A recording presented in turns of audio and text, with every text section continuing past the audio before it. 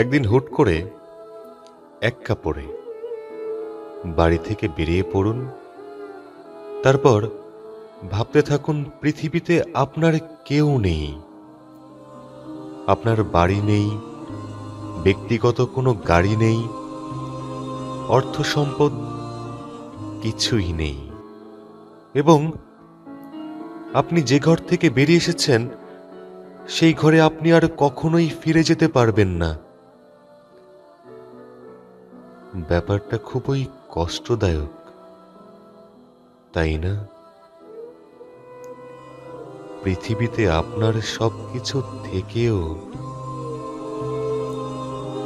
যখন নিজের চোখেই দেখছেন আপনার কিছু নেই, তখন অনুভূতিটা কেমন যেন বেমানান। আর এই বেমানান অনুভূতিকে আপনারই মানানসই করে নিতে হবে। আপনার জীবনে এমন পরিস্থিতি আসবেই, আপনি বেঁচে থাকাকালীন অথবা মৃত্যুর পর।